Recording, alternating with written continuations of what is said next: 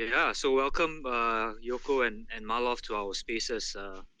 I would like to say that this is our first purely Southeast Asian featured artist spaces, which I'm proud of because um, I personally find that Southeast Asian art is a little bit underrepresented, but maybe that's based on the number of artists I see on Twitter. But yeah, it's always something to celebrate. Yeah, definitely. I think I do know a lot or a number of Southeast Asian artists, but definitely I feel like we need more probably. Yeah. So trying to onboard more artists as well. So thank you for this chance for us to speak. It's although it's a little bit late for us, but I think it's a good opportunity, yeah, to be featured as well. It's actually my first time to be featured in like a space as like a featured artist, so pretty thrilled about that. Yeah, thank you so much for joining us.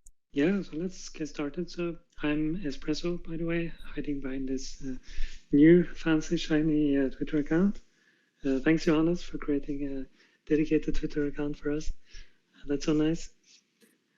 And um, and yeah, we do as we normally do in these spaces, talk about art, new artists coming to the gallery, and yeah, anything else that pops up. But definitely, let's dive into the new art that's been added. I was thinking, for example, we could start with Mallov's art. Have you introduced a bit about the art you've made and your inspiration and the plans you have for this collection and anything else in relation to this? Yeah, and by the way, Yeah. for everyone listening, the art is in the gallery, so feel free to open the gallery on desktop and navigate to it or mobile, but don't leave the spaces, obviously. So yes, floor's all yours, Mallow. Thanks for that. Okay, good evening to all. Thanks for having me. I was talking to Casper actually about this whole like promoting my art thing to give you like a brief background of where I come from. When I was a kid, I took like university art school, so I was formally trained in digital illustration. I also took advertising in another university, so I've much like I've been very much involved in the art scene. It's just that I wasn't really the type to, promote my work or sell it as for art's sake. I would always work under creative brands and, marketing stuff, but never like an actual like art or just like expression and pieces and all. This is like the first time that I'm gonna actually put in something that I'm not paid to do. I'm normally always on projects involving either brands or websites or platforms and all those things and the creative field, and this is the first time that but I'm gonna try to like put something out, things that I actually enjoy doing. So to talk about the art, I've got a few minted. It's a collection about photography and 3D objects. So it's basically just a play of. I mean, there's no deep meaning to it. It's just that for me it looks pretty cool that like a black and white photo with a chrome or a metal looking 3D molded piece and then just incorporated in one thing. So we have to define a deeper meaning. For me, it looked like some aliens are going to invade the planet or something. So let's define it as alien worms are going crazy. Will they eat us? Now we have a storyline, right? I really like that one where this object is floating around. This one was really catching my attention. You should continue with that. Let's call it here alien invasion. What's about this? Yeah, actually, what are you showing? The one with the video? Yeah, the one with the animation, with the bridge and the metal object actually, coming up. For those, I was trying to like play with the concept wherein it was sort of a perspective play, wherein you have a 3D image trying to leave the actual 3D canvas. That's why I tried to like put a border or a frame around it if you see the actual piece. And I've been like tinkering with a few apps that allow you to to view the 3D image through an AR platform through a phone. You know those things you see wherein you see like a printed picture, and then when you point your camera at it, what you call it, the 3D comes out. So I'm trying to like bridge it to that, the whole concept of that thing. Nice. Yeah, this looks really cool, and also as you pointed out, this object moving out of the frame is also very unexpected, which is cool, and it's also there's this kind of mirror effect on the metal surface. So can you tell us a bit about how you made this artwork? Yeah, okay, cool. So the modeling comes from different like apps. I do it in either Maya or this actually new app I got from the iPad. It's called Putty 3D. Rendering comes from Maya completely, but I want to touch on the new app that I discovered, the whole Putty 3D app. It's basically like $4 for an iPad, and then it's like an intro to 3D sort of app wherein you're left with a clay ball or a clay cube, and then you have basic tools like add clay and subtract clay. And from there, you can like mold anything you want. Then you can export those in either Procreate or Maya or anything as .obj files and just, you know, use it. I've seen people like use Putty 3D and then color it in Procreate with the 3D functions, and it's pretty cool. That's basically what I use. Nice. That's a really great tip. So Putty 3D, that was the name? Yeah, Putty 3D. I think it's around $4. It's a cool concept. They have like it's very easy to learn. They have functions like you can sort of mold on like a 360 mode, so you can like create pots or stuff like with ease. Like it mimics the whole like a ball of clay on a spinning wheel, and then you just put your finger on it, and then it just molds the way you want. Yeah, and this piece is on Foundation, so that's separate from the collection, right? So yeah, I'm planning to like do a few more video in 3D stuff, but mostly the matter heads, the ones I'm trying to let to promote now, are it's basically more of a personal project, something that it's not that expensive when you collect, but it's something that sort of forces me to create pieces every day. So I'm hoping to like just get as far as I can with the collection now. Okay, yeah. So let's talk a bit about the matter heads, the collection, and we have two pieces on display in the gallery, and the theme of this they are a black and white photography, right? And you've put in these 3D objects into each image. So can you tell us a bit about kind of the inspiration for making this and how you selected the photographers and so on? Okay, so the photos come from the archives of shots I've taken. In my real life archive, in the stuff I do and I publish in real life in like my actual name, I don't post anything colored. I haven't. The only colored stuff I've posted were all, ads based or brands based. So all these archives, all these black and white photos come from like a collection from since I started photography before. The specific matterhead stuff, I started it with stuff from one decade, starting 2012 or 2010, I think. It's basically just to, besides the 3D, because I like doing the 3D stuff. It's just so there's a way to hide the people I take photos of, actually. Yeah, that's the clever side effect of this. Like, you can use more photos since the people are anonymized this way, right? Yeah, exactly. Also, I have to like consider if I'm gonna sell it as an NFT. I mean, the actual face of the person I took is gonna be there. So I might as well just put it in 3D or like block the face of it.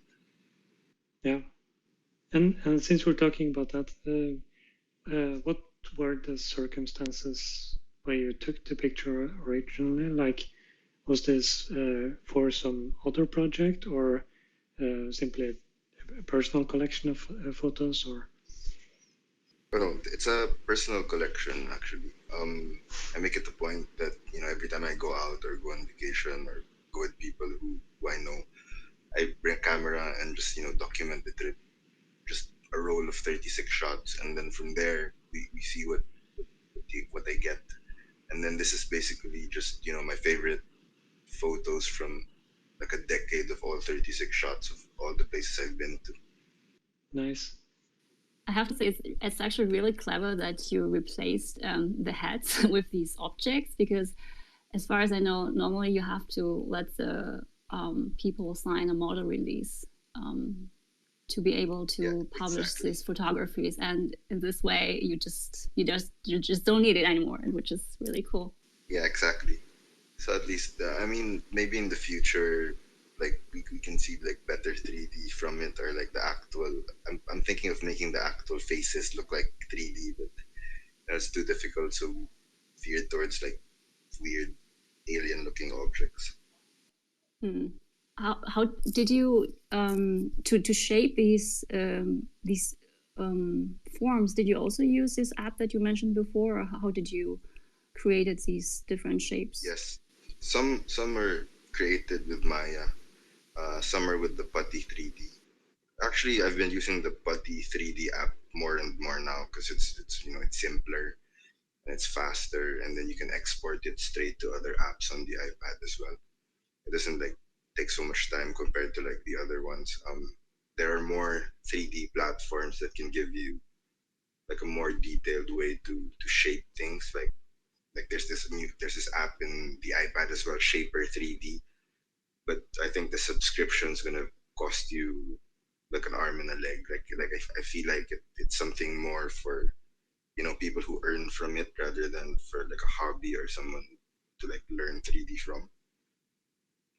So I think like the Putty 3D would be the most optimal if you want to just play around and then use the .obj file to like in different other platforms. Yeah, and these objects themselves, is there a theme to the objects you insert, or is it more freeform? Actually, yeah, there's a theme. I try to make like 12 shapes of one category, and then from there I use it as attributes when I when I mint the piece. So if you look at the collection on OpenSea, you'd see like solid shapes like square, cubes, diamonds, stuff like that, and then you'd see shapes look like mineral stones, like something more organic, and then you'd see shapes that are more machine looking. You'd see shapes that are more alien looking, like both all categorized in different things, and then just randomized when I render it. Yeah, nice. I see they are listed as properties on the pieces on OpenSea. That's really nice.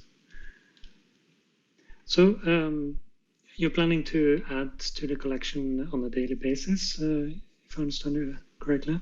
Yeah, actually, yeah, I want to reach like thousands actually with this, just to make it like a regular project.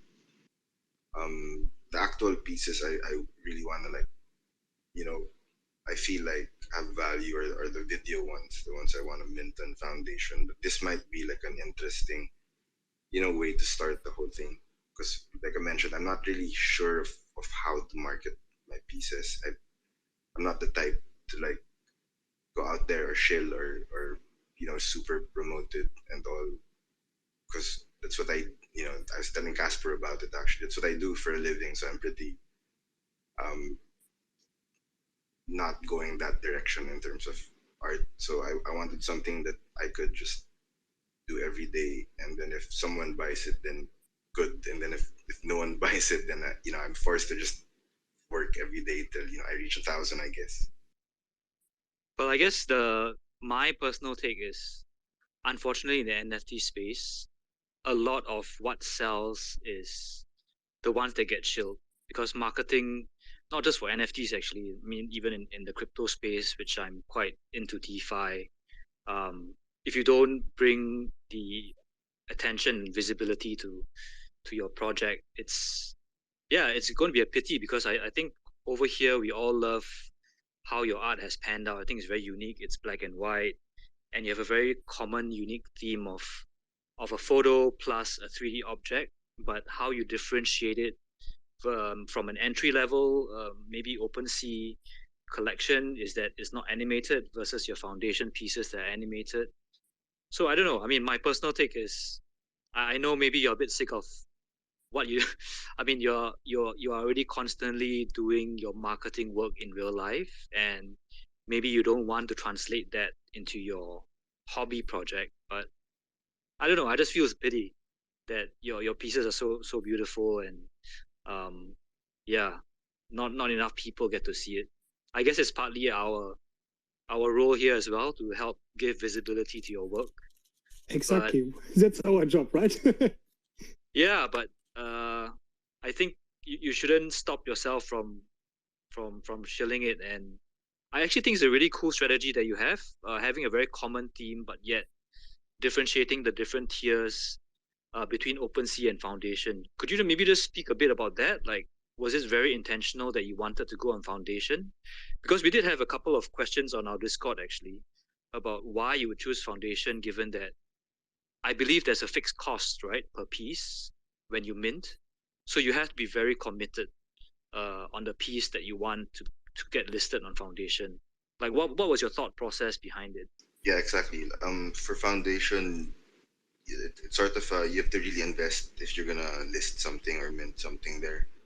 So ideally, the return, I mean, depends on how much you bring out initially, but you can't just put it at an entry level in Foundation, because you actually giving more money away than you are earning. In the OpenSea case, it was more of a, since it's a bit more flexible, you can delete stuff, you can edit attributes instantly, you can just change stuff. It's more of a entry level actually for those collectors, and maybe this is the way to get like a just a small following, and then when they see that the foundation pieces are the ones that have the actual weight, then hopefully it becomes like a platform towards there. So you mentioned about Foundation requiring you to actually pay an upfront fee. What made you decide to go on Foundation versus just opening up another collection on OpenSea, but putting it at a higher price? Actually, I started with Foundation. I was in Foundation, and then I figured out that it wasn't sustainable if you weren't able to sell pieces. That's why I shifted to OpenSea. I used OpenSea just to buy PFPs and to just explore the NFT space, nothing more. Now it's more of because a lot of artists, I've seen a lot of artists like have massive collections in OpenSea, and then the high level ones are more focused in Foundation.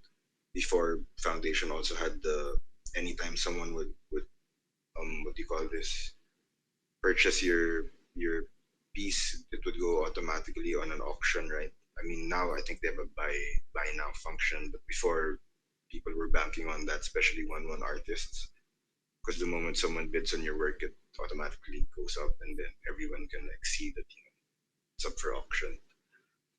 So yeah, it wasn't sustainable. That's why I transferred to OpenSea, and I wanted something like a like a massive collection that I can just keep adding to it without the pressure of releasing or selling a piece, so I can mint more pieces. Oh, that's cool. That's a different way around. Usually you have the opposite story. People starting on OpenSea try to find some fans, try to get an invite, and finally get it to Foundation. But it's interesting to hear that you are on a different way, that you are figured out that OpenSea gives you more flexibility. That's a good input for me.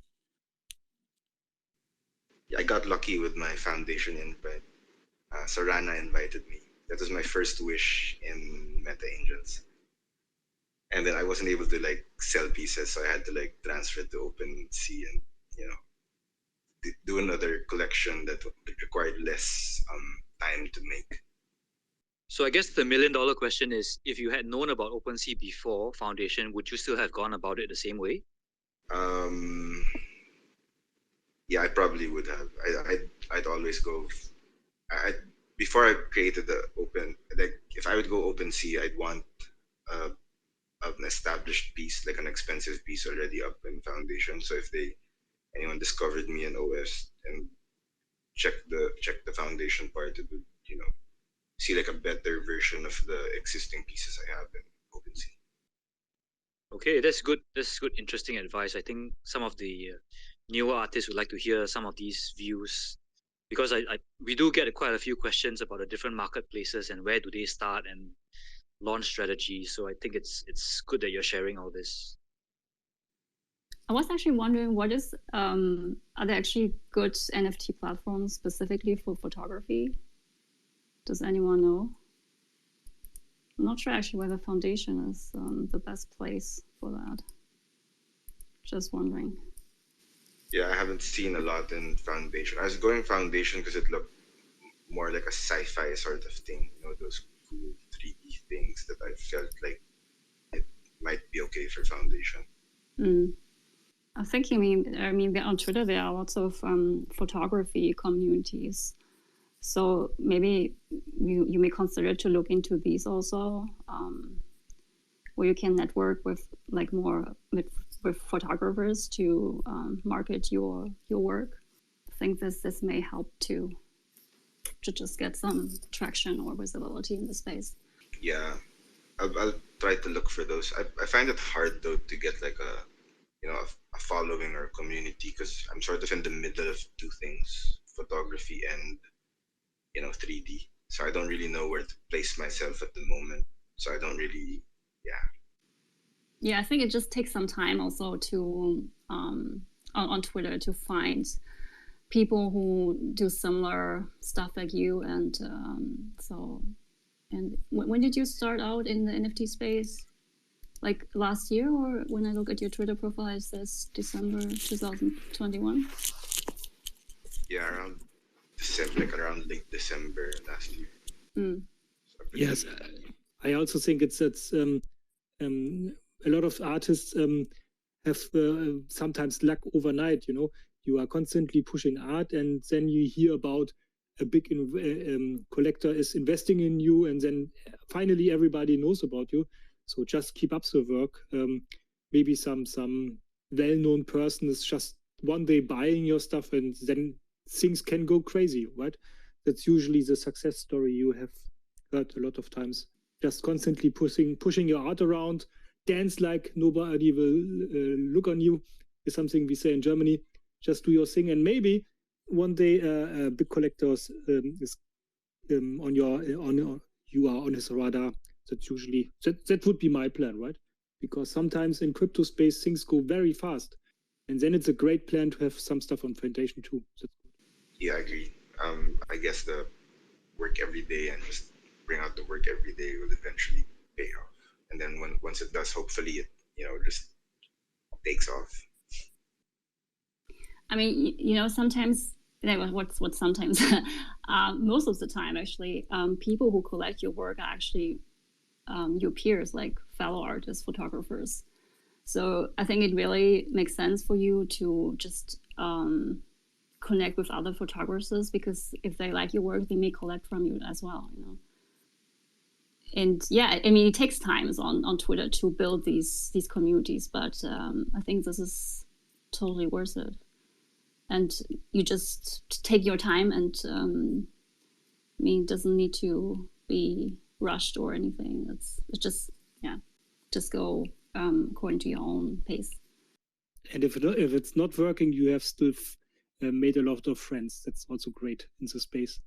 Usually, I would expect that in the real world, there's more a traditional separation. There's that one artist and there is the collector, but usually in in this space, every artist is also a collector, and usually they also flip from time to time. So you have a lot of roles. So you are not, you are more in a friendly situation that you're all in the same boat together.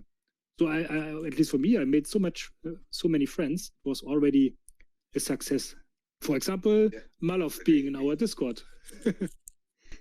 Yeah, I agree. Because I started that way. I started like, I told you a while ago, I started selling on Foundation and then moved to OS and everything. And then eventually, since it wasn't going, according to plan, I just ended up, flipping NFTs and meeting a bunch of cool people. So at the end of the day, I guess it's just really, the space. And then if we get to sell the art, then it's plus points for all of us. Yeah, I think that's a really good way to look at it, and also like that you already have work out that's different price points, because that also is a very good tip for anyone starting out. I think to put out different types of work and make it easy to collect for people who decide to collect.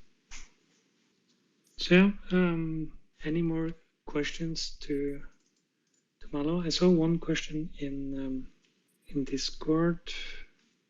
Yeah, so the question was, what is your motivation in creating this art? Oh, wow. Hard question. Yeah, I was going to say the same thing. Motivation would be just, I like taking photos and I like doing 3D. 3D was supposed to be my first course when I was a kid. And it's just something that, detaches me from what I would regularly do in work. So I guess my motivation would be just, opposite of work, I guess. Yeah, that's nice. And let's see. I think we can, if there's any more questions, we can also do questions at the end. But let's move on to Yoko and hear from you about your art, and also mention that it's available in the gallery for everyone to admire. Yes. Hello. Hello. Yes. So please tell us a bit about the art and your inspiration and your story. Okay, sure. So I think in terms of my art, if you would see it, yeah, you will see that it's all readers. Because I love books, I love reading, and actually through my art, I'd like to share the joy of reading to everyone. So that's what I've been working on. Um, Unlike Malov, so I'm not, trained creatively, let's say. I did not have a artistic course or anything. I'm actually working in finance right now. But I've known that I've had this a little bit of artsy side ever since, and I'm always drawn to drawing, painting, handcrafts, and all that stuff all throughout growing up. Yeah, and actually it's my first time here in the NFT space that I'm having an audience to share my art with. Yeah. So unlike on Web2, I'm really shy sharing my art. But since here, with some, anonymity, I guess it helped me share my art. It boosted my confidence that, oh, maybe I can share this not under my like real name. So there's no fear in that. So a little bit more confidence. So I started sharing my readers, I think, starting December. And just a shot in the dark that, maybe someone will resonate with my art. I had very little expectations of it, actually, because as I mentioned, I haven't shared it that much before the space. And luckily, um, one collector. So I'm not sure if a couple of you would know it's Ray. She's not that active recently, but Ray has been a big collector. I think of one artist, and I've seen her collect a couple or more, actually, pieces from one artists. ever since, yeah. And luckily, she collected one of mine, and from there, it started. The sales coming in. I sold my first mini collection last December. So there was 9 readers, all in all, and from there I started creating a bigger collection. So I think around February I created 50 pieces of readers. It's called Oh My Greek Collection. It's inspired by the Greek gods and tales of Greek tales or mythology, rather. Yeah. And from there, I've been creating my live collection now, which is Yoko's Book Club, inspired by different, what do you call this?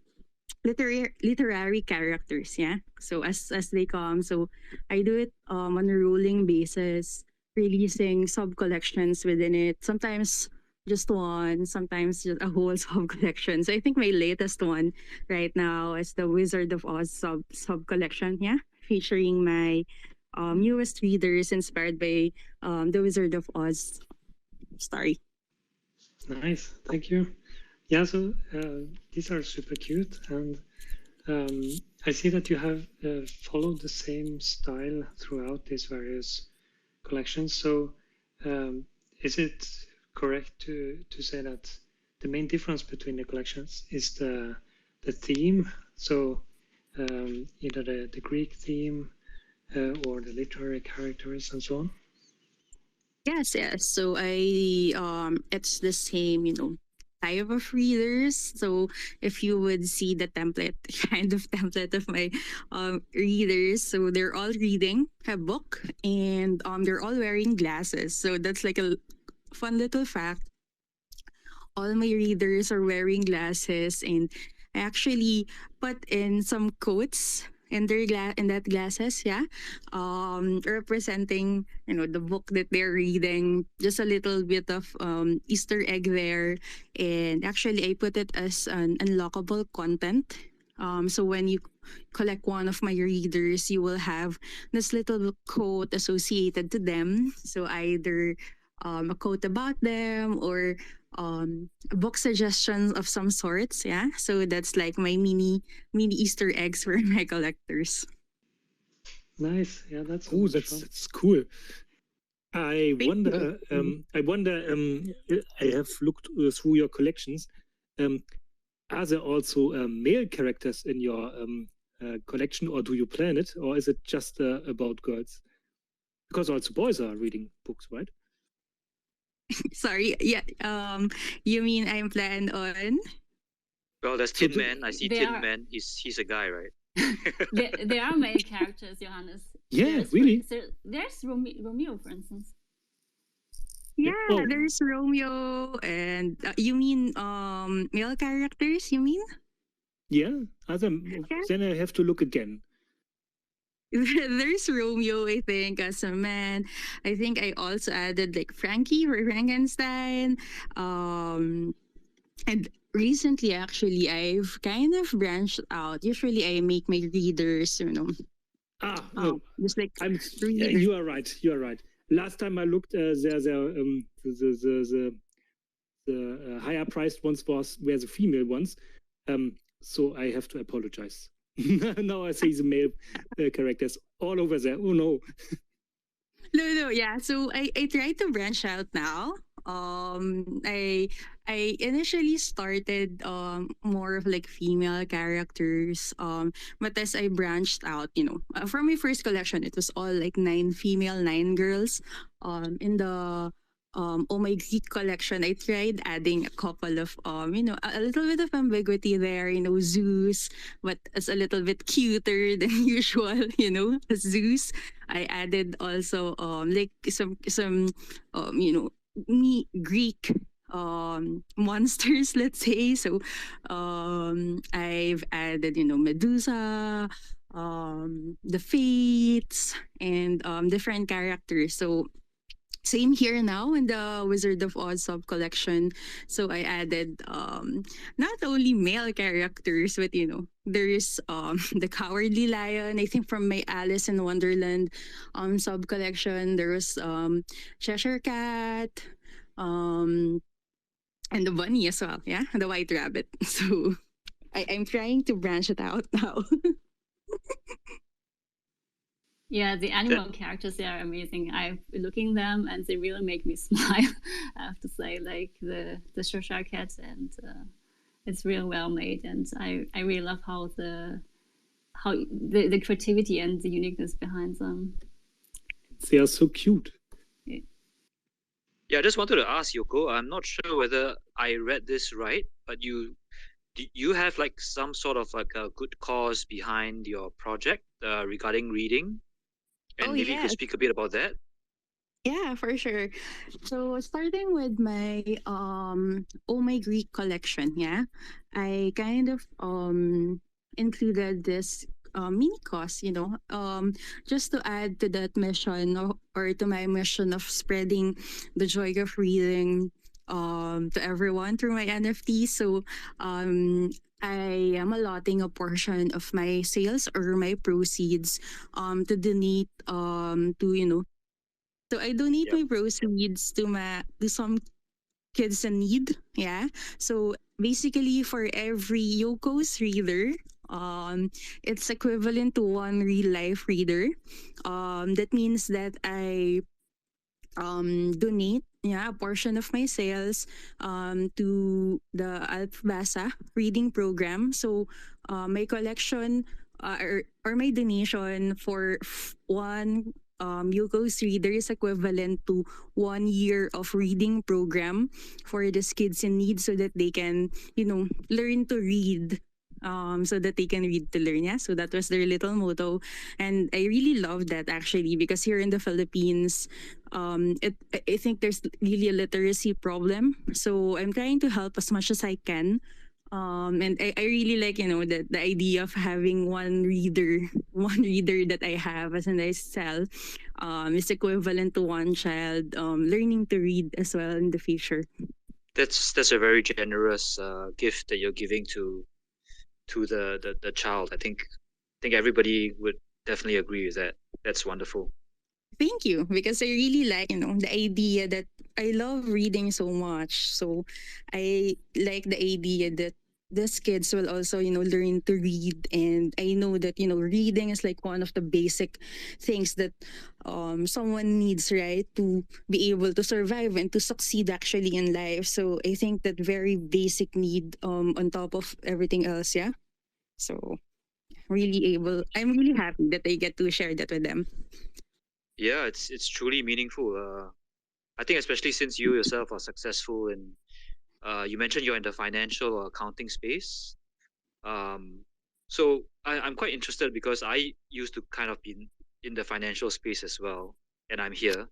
So maybe there's something to do with numbers and art. But what made you kind of decide to go on this path? Because it's quite an adventure, isn't it? And it's quite a different kind of space that you're in totally.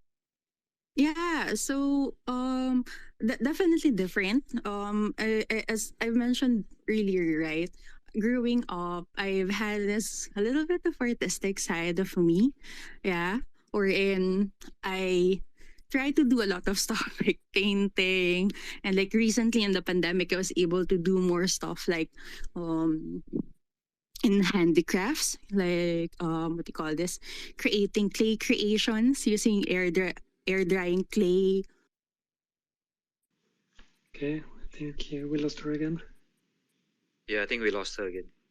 I just find it really refreshing, going into the NFT space and really having that audience finally. Because usually when I create or when I have my art before, I just share it with my friends. And of course, I was a little bit shy because I was not trained, to draw super good, to paint super good. Unlike I have friends who are, I call them real artists because they've studied it, yeah, during college. They do galleries, etc. So I was a little bit on, feeling like I feel inferior to them before because, of course, I'm not trained. I'm doing accounting, and I'm an auditor. So there's a little bit of space there, but I'm glad that going to the NFT space, yeah, it helped me share my art as well. No, I think you're definitely doing very well. So don't think so humbly of yourself. You're being too humble. Anyway, I'll let the rest chip in and chime in with questions. Yeah, so I also noticed that you have some commissioned pieces. So you're doing some work on commission as well. Is that right? Yeah, actually. So, I have this collection, which is Yoko's Bespoke Library, wherein you can commission me to create a piece based off on your favorite character or something your favorite character basically. So it's a funny thing because I think back in January, it just happened that someone, so this is Lee, she's my first commission piece ever. So she was looking for someone to barter her witch. So I just took my shot that, oh, maybe you want my at that time I only have what do you call this, the my first piece in Yoko's book club collection. It was priced at 0.0666. So that's Crowley, inspired by Crowley. So he's a demon, and it's like she messaged me and she was like, "Oh, this is cute, but I think it's not that enough for my witch. But maybe if you do a commissioned one, I can trade your witch." And from there, she gave me that idea actually that, oh yeah, I can do commissioned pieces, and I said yes. And I created a version of Belle for her with the red hair because she has red hair. Um, and she gave me her list of favorite books, and I selected a poem. Yeah, as the unlockable content that is reflected in the glasses of her commission piece. Yeah, so from there, when I posted it or when she posted it, one of her friends also approaching that, oh, maybe you can do another commission piece. Do you want another witch? So it's really funny because from there, that's how I got my witch. And it was pretty awesome because before, for me, I was really afraid of buying PFPs, and I think I missed the mint for the crypto coven, and I really wanted one. So I took it as a chance, and that, well, yeah, it played out really good. So now I have that bespoke commission. Another piece I have there is very special. So that's like the Wow G. That's a Juno. So Saint J, one of my very good friend here in this space. So she collected from me before, but one of the pieces that she collected, I think it was from my Oh My Greek collection, sold on the secondary. So she was looking for another, I think, another reader of mine, yeah. And we were talking about a commission piece, and then I think during the Wow G, shenanigans, I needed, I think, point one more to mint. And she was kind enough to shoulder that. And she mentioned that, okay, I'll just pre order a commissioned piece of yours. And maybe you can just commission a piece or make a piece of whatever Wow G that you mint. Yeah, which is, I think, super nice and like a testament of how supportive the space is. Yeah, that's really nice. And yeah, it's so great to get requests like that, right? And be able to provide commission pieces as well. And one thing I really like about all of these different collections is this coherent look. So it's immediately recognizable as your readers, regardless of which of these collections or if it's commissioned or not. So I think that's a really good feature of this. Yes, thank you. So I tried to, mix it up a little, but I think people really like having that distinct look and being able to identify it. So listen to them and yeah, really stuck to that. And I think it's good because when people, I think, see it and it's like, oh, that's Yoko. Yeah, that's really good. Impressive that you've also managed to make different collections with different themes. Really, really like this. So yeah, we have 5 beautiful pieces in the gallery. One really big centerpiece and then 4 pieces around it. And I have to say, I really admire this cowardly lion, for example. I think that's super cute among all of the other cute ones. So yeah, encourage people to go to the gallery and take a look.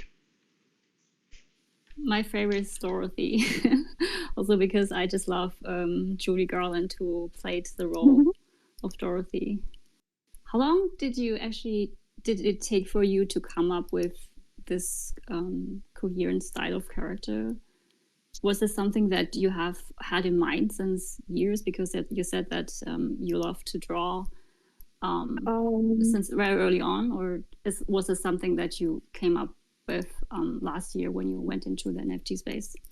Actually, only when I went into the NFT space, I was trying to figure, because I've been dabbling into different types of art, and there's like, how can I share my or mix my art with books, yeah, because books is always my thing. So I think from my first collection, yeah, I stuck with this one.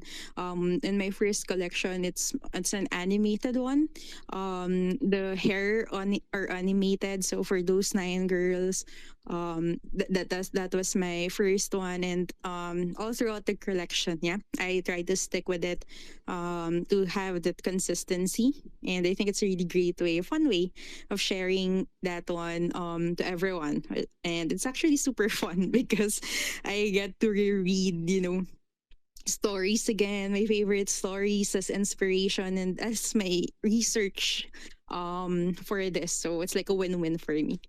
Who's actually your favorite author or favorite book? I really love Terry Pratchett now. Yeah, although I have a lot of favorite authors, Neil Gaiman and Terry Pratchett is on my top. And I'm reading all the Discworld books. Yeah, not Discord, Discworld series that he has. Nice. And we also have a question from Discord. So the illustrations and styles, are they influenced by anything specifically? I think it comes and goes with me. So, in whatever how I feel like illustrating them. Sometimes I go in super colorful hairs. Sometimes not. It really depends on how I feel or how I feel the character is. I try to research as well how they usually look like, or uh how people will perceive this or will recognize them, rather than just upfront doing what is like the usual, let's say Dorothy, yeah, or the usual Wicked Witch. I try to incorporate different items so that it will be recognizable and at least still be my own. Yeah. Yeah, thank you. Yeah, so it's a really good cohesive style. So that...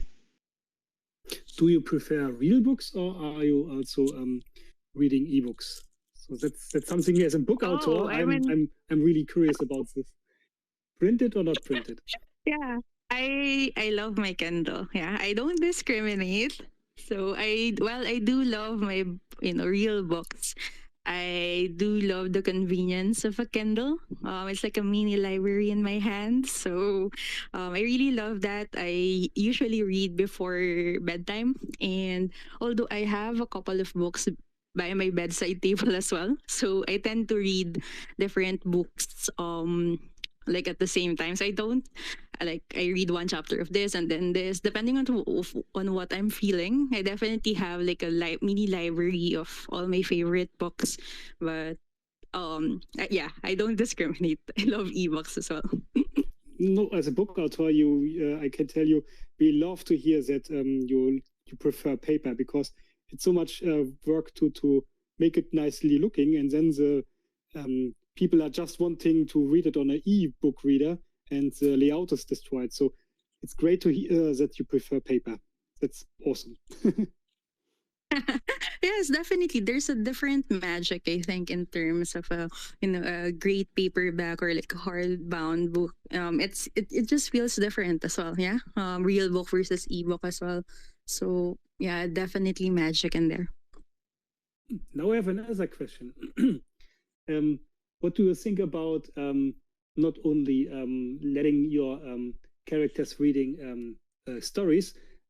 Shouldn't they also read some IT books, so that, for example, kids are going into IT or mathematics or physics academic areas?